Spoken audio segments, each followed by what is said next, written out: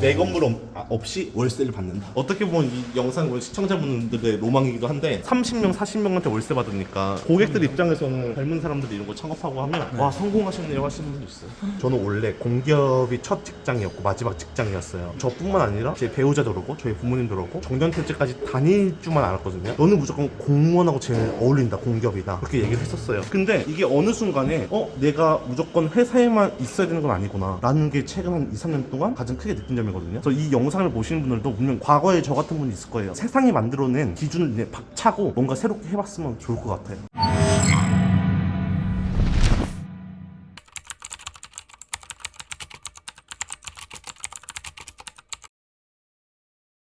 안녕하세요. 안녕하세요. 안녕하세요. 아, 오늘 예. 촬영하기로 해가지고. 네네. 의자 달라고 했는데 딱 왔네요. 뭐 일하시고 계셨나봐요. 네네. 주소를 찍어주셔가지고 왔는데. 네네. 간판 같은 게 하나도 없더라고요. 저희는 간판 안 달아요. 간판 달아봤자 돈만 들고. 하시는 일이 간판 없어도 되는 그런 일인가 보네요. 예, 맞아요. 의자가 왜 이렇게 많은 건가요? 의자 이거 다 일하는데 필요한 의자입니다. 누가 보면은 의자 장사하시는 분인 줄 알 수도 있겠는데요. 너무 바쁘시니까 뭐 질문을 드리기가 죄송합니다. 궁금하신 거 있으면 말씀하시면 그거보다 네네. 간단하게 자기소개 한번 부탁드려도 될까요? 네, 안녕하세요. 1인 기업가들의 성장을 돕고 있는 브랜드인 드림캐쳐스를 운영하고 있는 35살 장성원입니다. 드림캐쳐스가 뭔가요? 공유 오피스라고요. 작게 사무실 만들어서 회의실이나 라운지나 그런 것들을 같이 쓰는 형태라고 보시면 됩니다. 그러면 공유 오피스 그 공간 대여 하시는 일을 지금 하시는 거네요? 그렇죠. 이제 좁은 의미의 범위로는 공간 대여인데 네네. 이제 저 같은 경우는 어떻게 보면 주요 고객이 1인 기업가는 프리랜서거든요. 그 사람들의 성장을 돕고 있는 일을 하고 있다고 생각합니다. 어떻게 보면 그것도 맞는 말이네요. 예. 1인 기업들의 성장을 돕고 있는. 그분들이 일을 할 수 있게끔 포커스를 맞출 수 있게끔 저희가 도움을 주는 그런 역할이라고 생각을 하거든요. 그분들은 이제 업무에만 집중할 수 있고 나머지 뭐 서포트가 필요한 거는 저희가 도와드린다거나 그분들은 사무실 구하시려면 그것도 다 일이거든요. 그렇죠. 1인으로 이렇게 사업을 하시려는 분들께서는 또 그런 공간들이 굉장히 필요하시니까. 회의실도 본인이 이제 마련하려면 돈도 들고 사무가구도 다 돈이잖아요. 그런 것들을 다 드리고 한 달 임대료만 받고 하고 있죠. 먼저 타시면 될 것 같은데. 일단 어쨌든 오늘 잘 한번 담아보도록 하겠습니다. 좋습니다. 지금 네, 많이 들어가네. 지금 올라가면은 공간들이 다 있는 거예요. 예, 지금 인테리어 공사는 다 끝났고 저희 집기 같은 거 세팅하면 끝입니다. 여기 있습니다. 본의 아니게 일을 하게 되네요, 이게 여기서. 이 의자 좀 안에 하나씩 넣어줄래요? 여기 뭐 짐들이 엄청 많네요. 네. 또 내려가야 되는 거예요. 기사님 기다리셔가지고. 이게 지금 오픈 전이라서 지금 되게 할 게 많은 거죠. 그렇죠. 이게. 그러면은 이제 오픈하면은 사람들이 들어오나요, 세입자분들이? 그렇죠. 계약하신 분들은 들어오고 만시를 찬다고 표현하거든요. 그렇게 되는 기간이 좀 걸리죠. 풀방이다. 그렇죠. 풀방 빠르면 한 3개월. 근데 저희는 또 6개월까지 가요. 풀방이 되기까지. 그래서 이게 되게 멘탈을 잘 챙겨야 됩니다. 멘탈을요?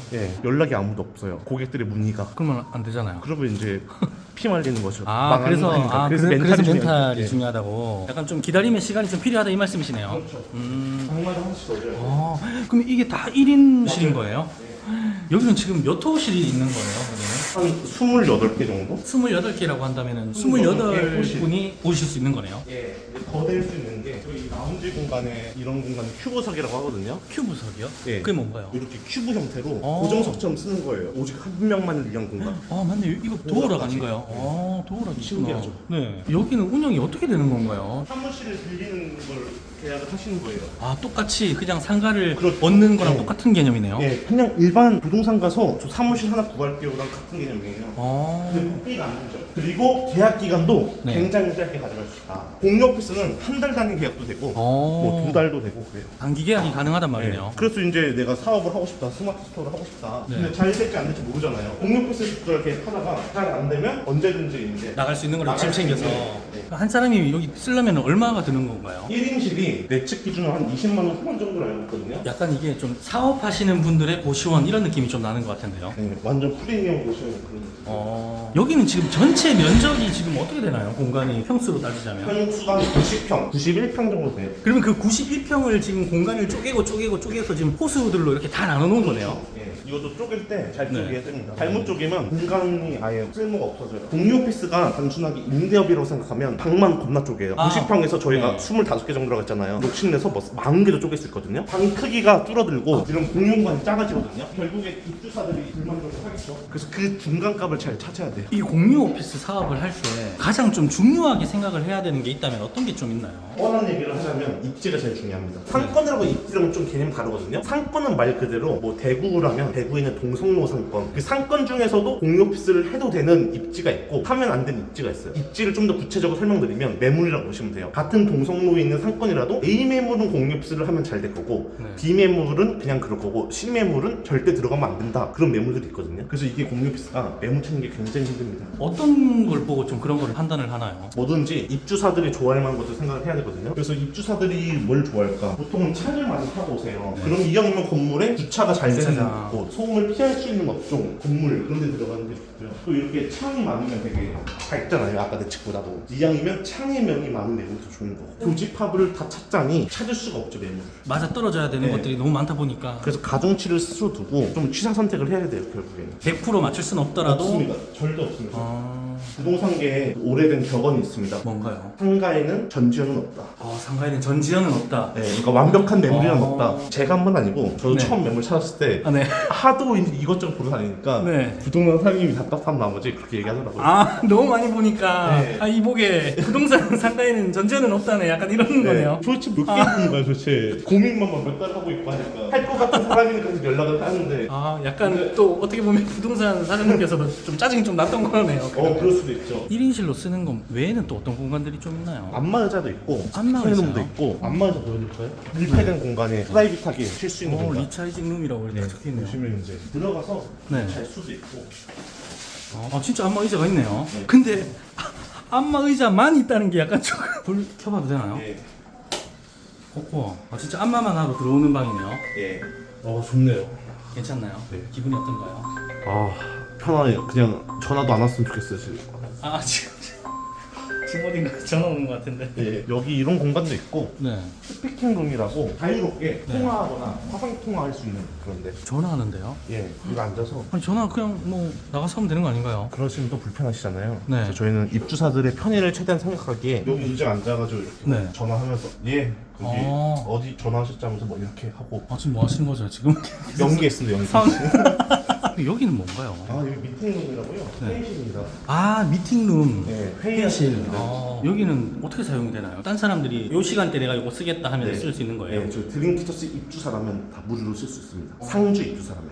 그러면 상주 안에 계시는 분들도 계시는 거예요? 그렇죠. 이제 비상주라고 네. 사업자 등록증에 주소지만 쓰시려고 계약하는 분도 있거든요. 그분들한테는 여기는 이제 한 달에 한 번 정도는 무료로 쓰게 하는데 상주이신 분들은 딱히 제한 없이 무제한으로 쓰게 해드립니다. 그냥 내가 쓰고 싶다 하면은. 네. 근데 방금 그 비상주 하는 분들도 계신다고 하셨는데 비상주에서 계시는 분들은 여기 공간 자체를 안 쓰시는 건가요? 공간 자체는 안 쓰시죠. 그분들은 거의 사업자 등록증에 네. 주소지만 쓰게끔 저희가 해드리거든요. 주소지만 쓰시는 분들은 뭐 어떤 좀 사업을 하시는 분들이 좀 그렇게 하시나요? 예를 들어 사무실이 필요 없는 분들도 있고요. 집에서 주소지가 안 나오는 업종들이 있거든요. 또는 내가 집이 전화했는데 집주인한테 허가를 받아야 되는 경우가 있어요. 근데 집주인들은 그냥 웬만하면 안 해주려고 하거든요. 잘 모르니까. 동의를 받아야지 할 수 예, 있으니까. 그런 것도 있고 또는 내가 사무실이 원래 있어요. 근데 지점을 새로 내고 싶다 하는 경우도 비상주 사무실을 이제 쓰시는 분도 있고 되게 다양합니다. 그러면 여기를 비상주에서 이렇게 사용하시는 분들은 뭐 인원수 제한이 없을 것 같은데 맞나요? 법으로 정해진 건 없는데 제 그냥 내피셜로는 엄청 많아진다 하면 좀 세무서에서 뭐라고 하지 않을까 싶긴 합니다.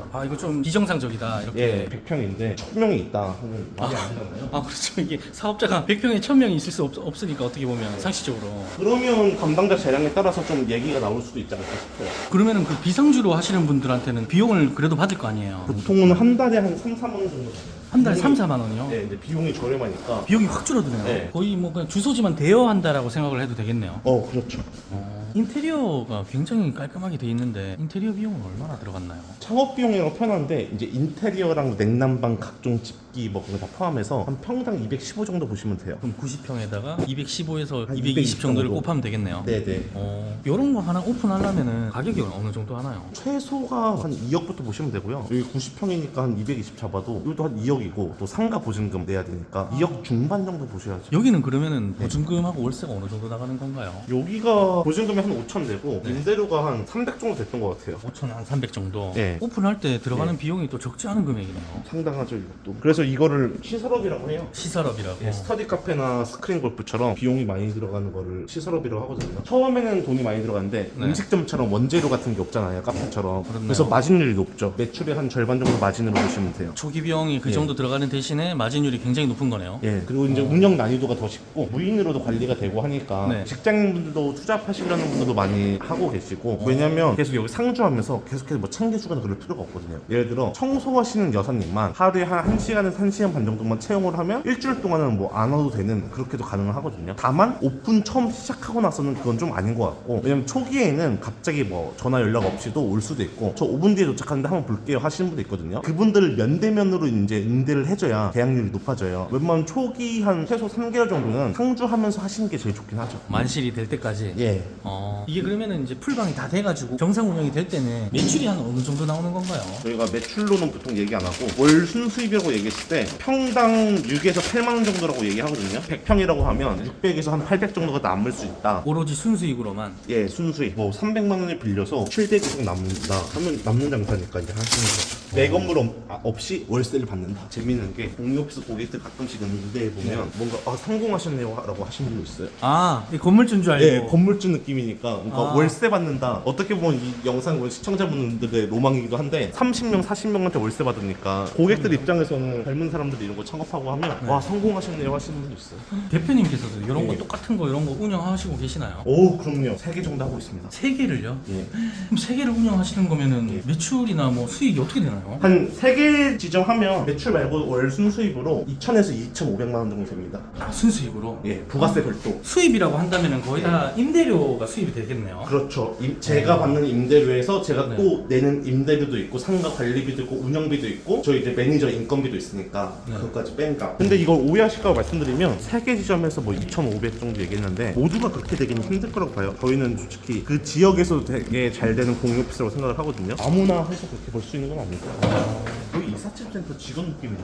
오늘 하루 만에 다 끝날 수 있는 건가요? 거의 다 했습니다. 아까부터 거의 다 했다고 했는데 지금 계속 뭐가 쫙 들어오는 것 같은데요? 그래도 끌고 있다는 기쁜 마음으로 네. 늘진 않잖아요. 대표님께서는 어쩌다가 이런 공유 오피스 사업을 하게 됐나요? 저는 원래 공기업 다녔었고요. 다니면서 유튜브도 했었는데 유튜브 하시는 분 잘 알겠지만 현금 흐름이 되게 불안정하거든요. 알고리즘에 따라 왔다 갔다가 심하니까 그런 불안감을 저도 느끼고 있었죠. 어떨 때는 뭐 한 달에 애드센스 수입이 500만 원도 찍히는데 어떤 달에 하나도 안 들어올 때도 있어요. 그때도 이제 둘째가 딱 태어날 때쯤이었거든요. 지금 결혼도 하신 거예요? 예, 결혼도 했죠. 지금 애기 2명이에요. 그러니까 이제 더 네. 불안해진 거죠. 와이프가 이제 배가 다 부르고 있는데 남편이 뭐 퇴사한다고 하고 유튜브 한다고 백투 하고. 한다고 하고 그때 사모님이 뭐라고 하시던가요? 처음엔 말렸는데 그래도 이해를 좀 해주셨던 모양이에요. 그렇죠. 절대 안 된다 했으면 못 나왔죠. 네. 제가 유튜브를 하면서 필요했던 것들이 있거든요. 뭐 네. 스튜디오라든가 사무실 같은 게 필요해요. 그 전에는 이제 집에서 찍었단 말이에요. 근데 애기들이 막 울고 막 집중력이 깨지니까 그래서 어차피 저도 유튜브 하면서 필요했던 공간이 있으니까 공유 오피스를 하면 내가 필요했던 공간을 만들어 놓고 고객들하고도 같이 쉐어하면서 하면 일석이조겠다라는 생각이 더 들었죠. 그래서 이거를 시작을 하신 거예요? 그렇죠. 지금은 좀 어떤가요? 이 사업을 시작을 한 거에 대한 후회라든지 뭐 그런 건 없나요? 절대 없죠. 왜냐면 되게 잘 되고 있거든요. 어떨 때는 되게 긴 좋은 꿈을 꾸고 있다라고 들 정도로 회사 다녔을 때보다 10배 이상은 이제 수입이 나니까 후회할 이유가 없죠. 출연 신청을 주셨는데 출연을 결심하시게 된 이유가 따로 있으신가요? 그 이야기를 꼭 하고 싶었던 게 뭐냐면 어떻게 보면 제가 거의 최근 3년 동안 개인적인 성향 같은 거 있잖아요. 뭐 내성적인 성격이나 제 성격과 전혀 다른 삶을 살고 있다고 보거든요. 저는 원래 공기업이 첫 직장이었고 마지막 직장이었어요. 저뿐만 아니라 제 배우자도 그러고 저희 부모님도 그러고 정년퇴직까지 다닐 줄만 알았거든요. 너는 무조건 공무원하고 제일 어울린다, 공기업이다, 그렇게 얘기를 했었어요. 근데 이게 어느 순간에 내가 무조건 회사에만 있어야 되는 건 아니구나. 근데 어떻게 보면 저도 주입이 된 거지. 그 전에는 뭐 사람의 성격이 내향적이거나 내성적이거나 그렇다고 해서 무조건 회사 생활을 하라는 법은 없다라는 게 최근 한 2, 3년 동안 가장 크게 느낀 점이거든요. 그래서 이 영상을 보시는 분들도 분명 과거에 저 같은 분이 있을 거예요. 세상이 만들어낸 기준을 이제 박차고 뭔가 새롭게 해봤으면 좋을 것 같아요.